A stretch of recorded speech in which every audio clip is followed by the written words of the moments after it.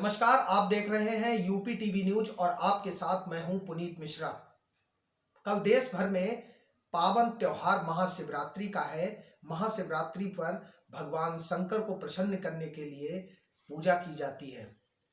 कैसे पूजा करें, किस विधि विधान से पूजा करें, इसको जानने के लिए आज हम पंडित जी के साथ मौजूद हैं और उनसे सीधे जानने की कोशिश करेंगे कि भगवान शंकर को प्रसन्न करने के लिए किस तरह से पूजा और अर्चना करनी चाहिए। पंडित जी, यूपी टीवी न्यूज पर आपका बहुत बहुत स्वागत है। हमारे दर्शकों को बताइए कि भगवान शंकर की पूजा किस तरह से और कितने प्रहर में करनी चाहिए। ओम नमः शिवाय। महाशिवरात्रि जो नाम है, 3 रात्रियां होती हैं, काल रात्रि, महारात्रि, मोह रात्रि से दारुणा। तो काल रात्रि, होली की रात्रि को काल रात्रि कहते हैं और दिवाली की रात्रि को मोह रात्रि कहते हैं। और जो महारात्रि है वह शिवरात्रि को कहते हैं। शिवरात्रि जिस दिन रात्रि में चतुर्दशी हो, फाल्गुन कृष्ण पक्ष में चतुर्दशी की रात्रि को महारात्रि कहा जाता है। कभी कभी दिन में तेरस होती है और रात्रि में चतुर्दशी हो जाती है, तो उस दिन शिव तेरस और महाशिवरात्रि दोनों का महत्व मिल जाता है। परंतु इस वर्ष शिव तेरस सोमवार को और महाशिवरात्रि मंगलवार को मनाई जाएगी। महाशिवरात्रि से आप समझ रहे होंगे कि यह शिव की कल्याण की रात्रि है। संसार की सृष्टि के लिए प्रथम ब्रह्मा ने जब सर्वत्र अंधकार देखा तो उनके कुछ समझ में नहीं आया। उन्होंने तपस्या की, उससे भगवान विष्णु प्रसन्न हुए, परंतु विष्णु को वह अपना पिता मानने के लिए इनकार कर गए और कहा कि मैं ही पूज्य हूँ, मैं ही श्रेष्ठ हूँ, ये ब्रह्मा जी ने कहा। तो भगवान विष्णु ने कहा यह तो संभव ही नहीं है, इसमें कोई तीसरा हो, वही हमारी स्थिति को बता सकता है कि कौन किसमें बड़ा है और कौन श्रेष्ठ है। यद्यपि विष्णु जी ने कहा कि यद्यपि हमें ऐसा कुछ नहीं मानना है कि हम श्रेष्ठ हैं कि नहीं श्रेष्ठ हैं, परंतु मैं ऐसा ही कहना चाहता हूँ कि तुम सृष्टि का प्रतिपादन करो। परंतु ब्रह्मा जी बोले पहले तुम मुझे प्रणाम करो क्योंकि मैं बड़ा हूँ। विष्णु जी ने कहा कि ऐसा करना अनर्थ होगा, क्योंकि वो नाभि कमल से ही उत्पन्न हुए थे भगवान विष्णु के। तब क्या हुआ, विष्णु जी ने कहा कि जो भगवान शंकर की जटा को समझ ले, माने जटाओं तक पहुंच जाए। यहाँ पर अन्य भी पौराणिक मत से कथा है कि तत्काल जब उस घने अंधकार में एक ज्योतिर्मय चिन्ह प्रकट हुआ, जिसे ज्योतिर्लिंग कहते हैं। ज्योतिर्मय चिन्ह जैसे कहीं प्रकाश प्रस्फुटित होता है, वह प्रकाश प्रस्फुटित हुआ और लंबाई में प्रकट हुआ, जिसका कोई अंत और आदि नहीं जान पा रहा था। तो कहा कि इसका जो आदि और अंत का पता लगा लेगा, सबसे प्रथम वही श्रेष्ठ माना जाएगा, उसको ही पहले वो प्रणाम करेगा।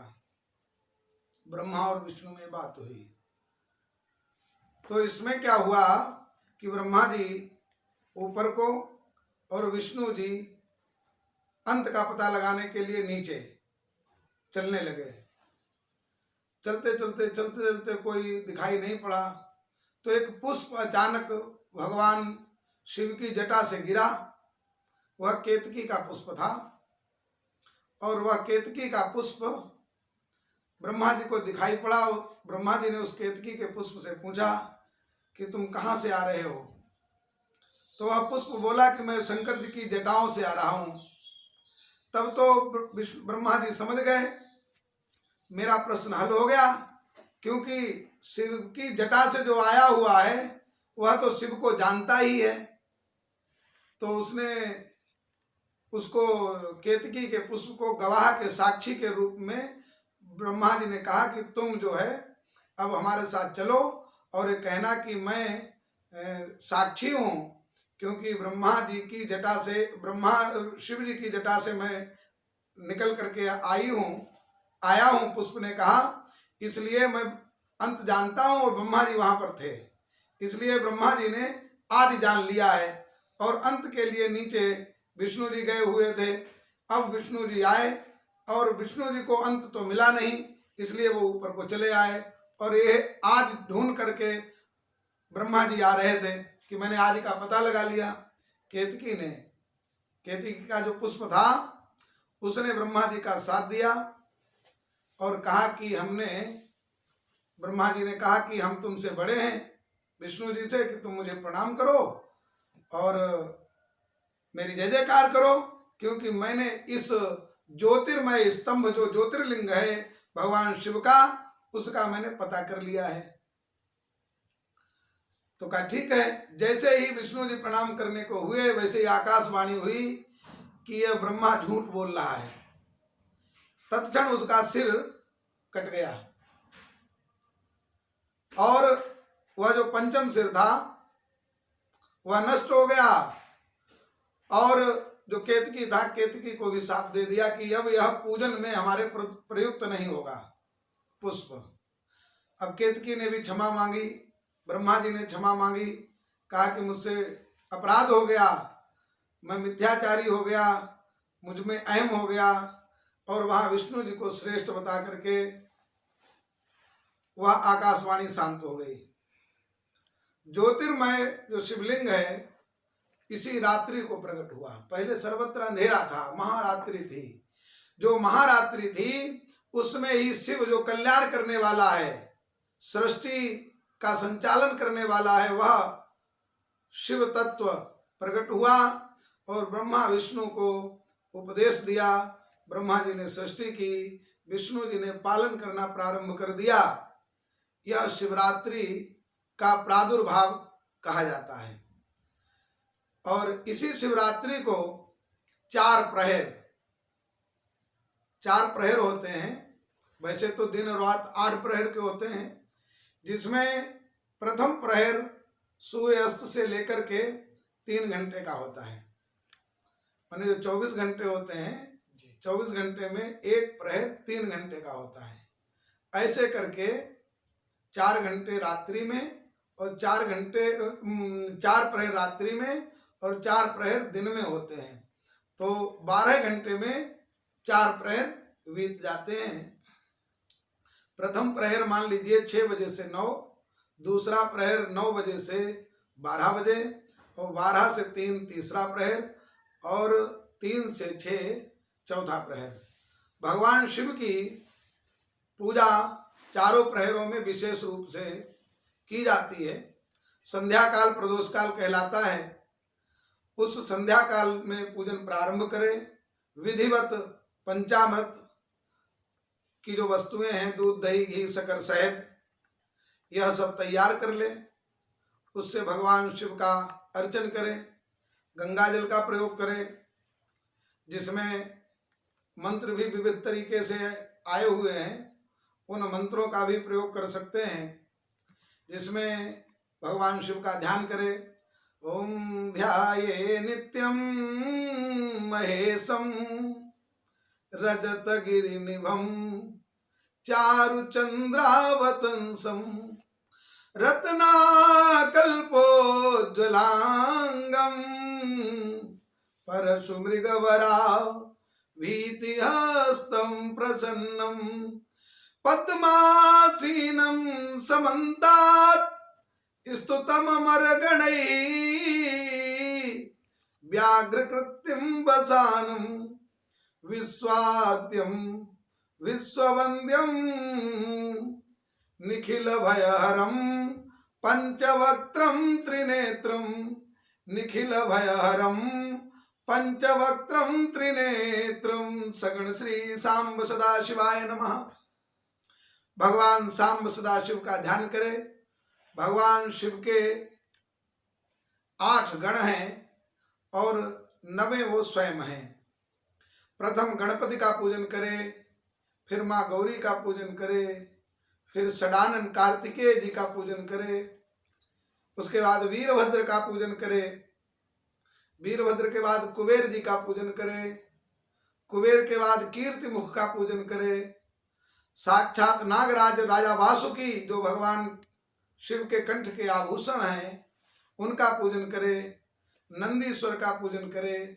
उसके बाद भगवान शिव की पूजा के लिए तैयार होकर के विधिवत व्यवस्थित ढंग से सारी वस्तुएं तैयार कर ले और पहले जल से अभिषेक करे, जल चढ़ाए भगवान शिव पर 4 बार, वैसे पाद्य अर्घ्य आचमन स्नान।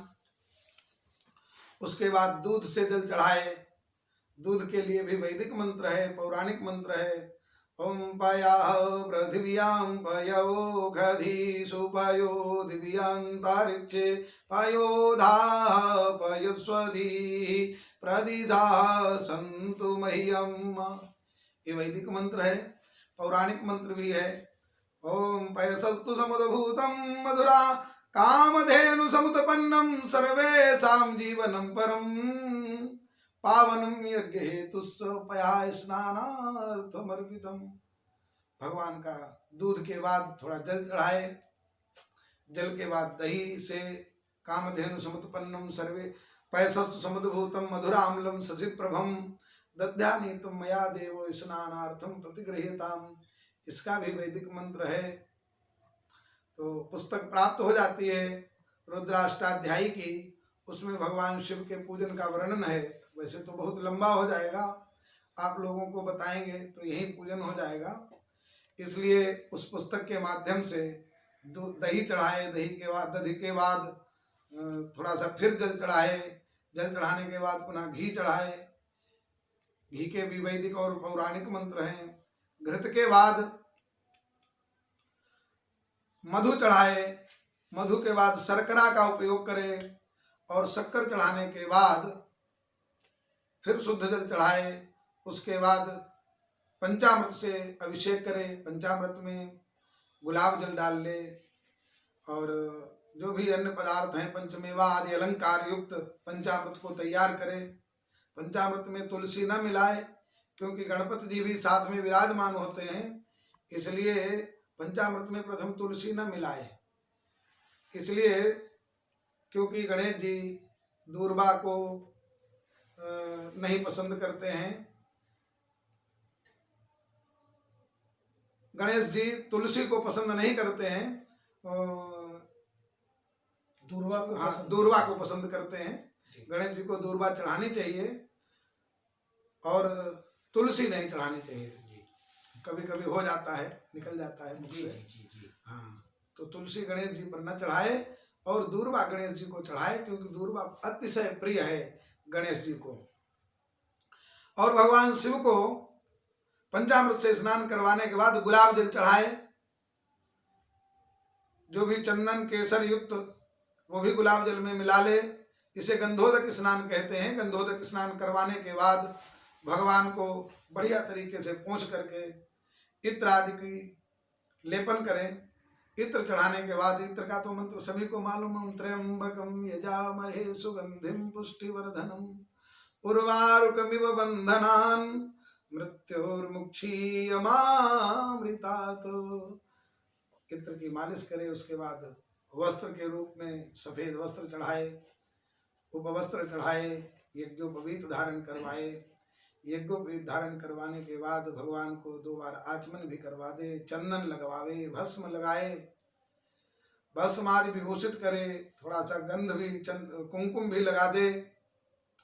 उसके बाद अक्षत लगाए, सप्तधान्य भी चढ़ाया जाता है। भगवान को सप्तधान्य चढ़ाए। उसके बाद बिल्वपत्र, त्रिदलम त्रिगुणाकारम त्रिनेत्रम च त्रिधायुधम त्रिजन्म पाप संहारम बिल्वपत्रम शिवार्पणम।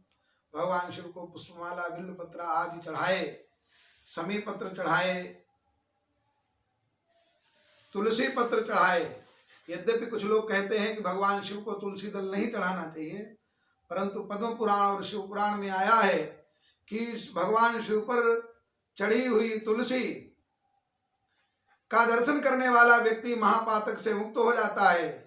माना भगवान शिव पर तुलसी चढ़ा हुआ और तुलसी दल चढ़े हुए हों, ऐसे भगवान शिव के दर्शन व्यक्ति करता है तो उस महापातक से मुक्त हो जाता है, ऐसा वर्णन आया है।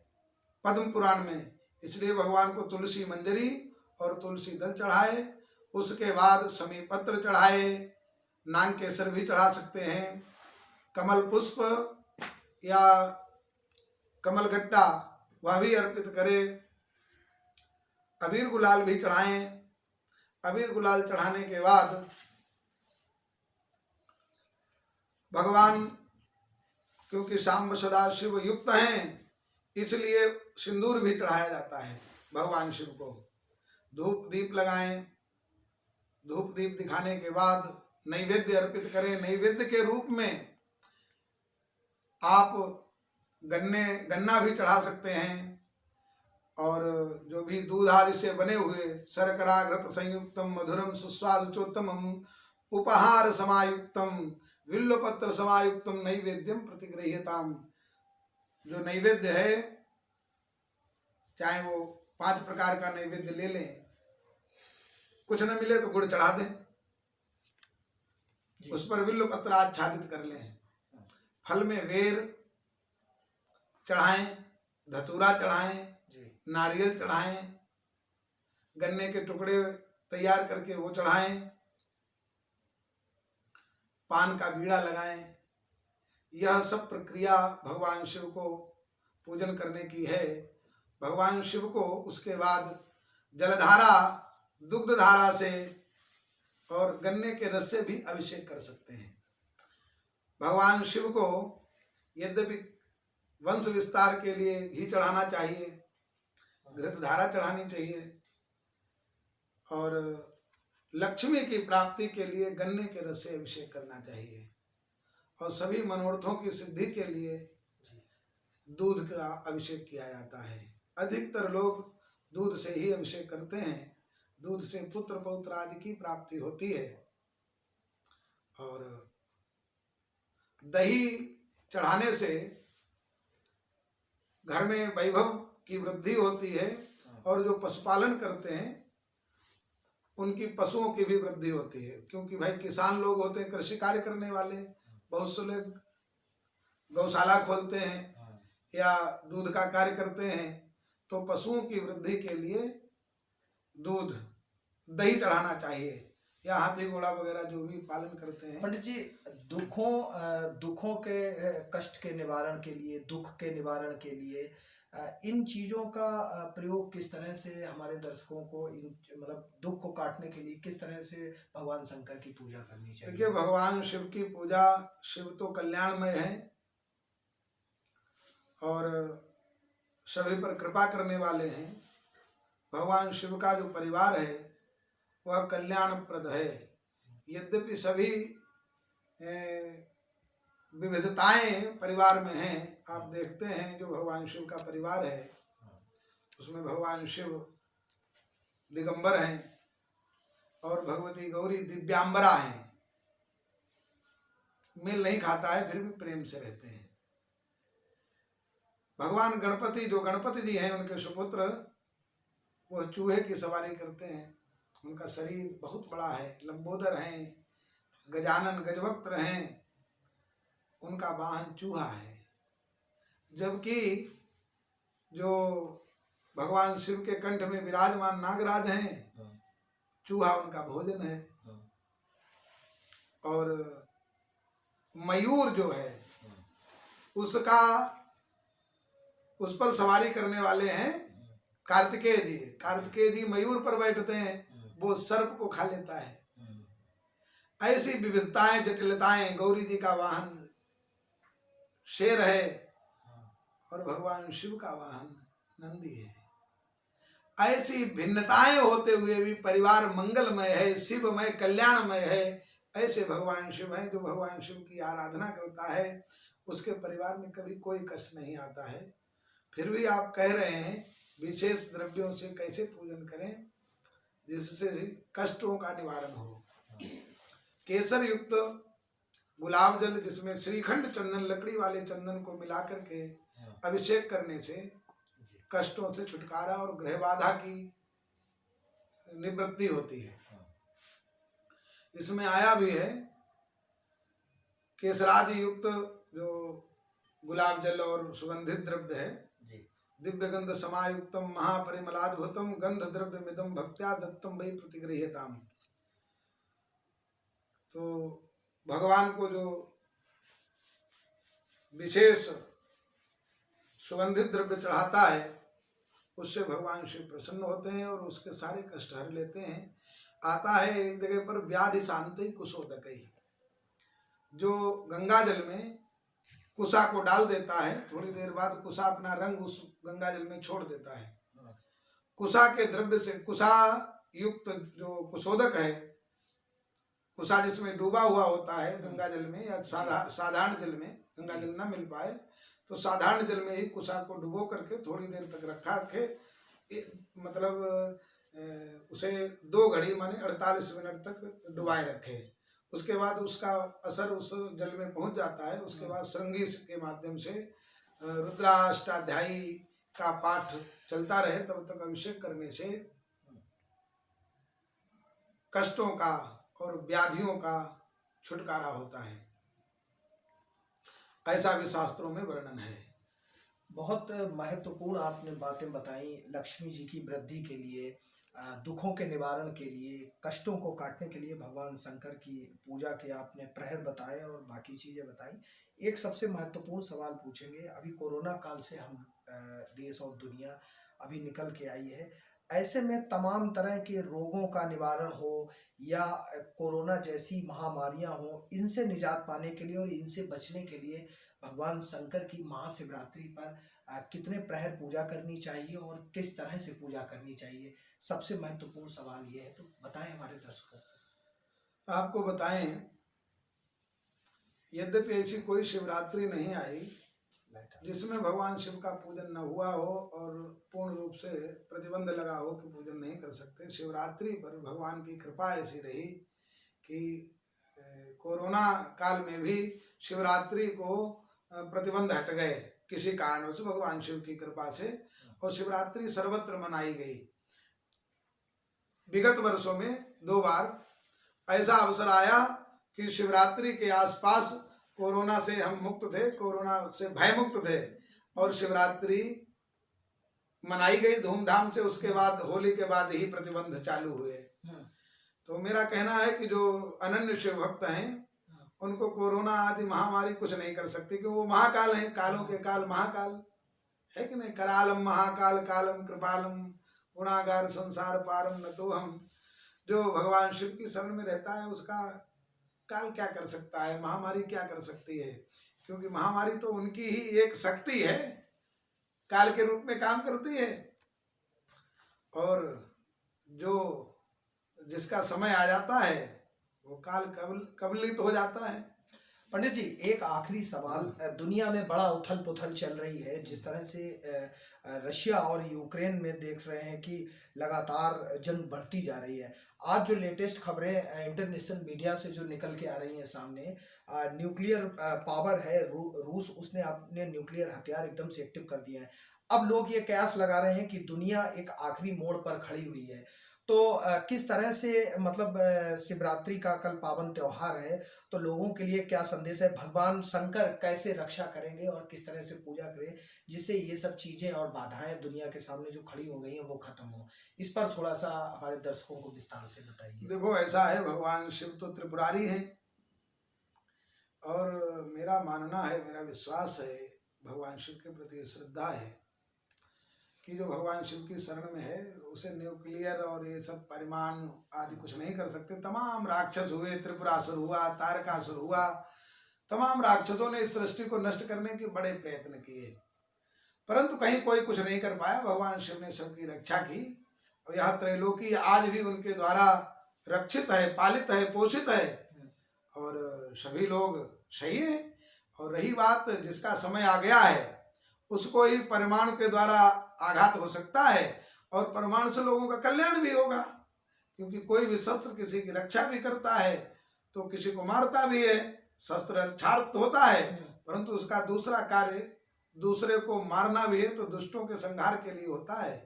अब रही बात, उससे भारत को नहीं डरना चाहिए और यह समय की विडंबना होती है जिसके कारण ये घटनाएं घटती हैं। वर्तमान में राक्षस नाम का संवत चल रहा है पंचांग के आधार पर यह चैत्र कृष्ण पक्ष अमावस्या तक चलेगा। उसके बाद सब कुछ अच्छा हो जाएगा, ऐसा मेरा मानना है। आगामी संवत्सर सबके लिए अच्छा होगा। यह वर्ष उत्तम नहीं है, तमाम प्रकार की समस्याएं आपने देखी, और भगवान भोलेनाथ की कृपा से सभी लोग उनसे प्रार्थना करें कि वह रक्षा करें, भक्तों की, सज्जनों की, संतों की रक्षा करें और दुष्टों का संहार करें। क्योंकि हम कभी दुष्टों की रक्षा के लिए भगवान से प्रार्थना नहीं करते हैं, संतों की, सज्जनों की और जो सदाचारी हैं उनकी रक्षा के लिए भगवान से प्रार्थना करते हैं। विश्व शांति की प्रार्थना करते हैं, विश्व के कल्याण की कामना करते हैं, परंतु दुष्टों के विनाश की भी कामना करते हैं। तो दुष्ट भगवान की कृपा से नष्ट होंगे और सज्जन लोग सुखी होंगे, यह हमारा मानना है। पंडित जी का बहुत बहुत धन्यवाद करेंगे, जिस तरह से उन्होंने महाशिवरात्रि के पावन पर्व पर हमारे दर्शकों को बताया कि शिवरात्रि पर भगवान शंकर की, भगवान भोले की किस तरह से पूजा और अर्चना कितने प्रहर में करनी चाहिए। Bureau report, UP TV news, Farrukhabad.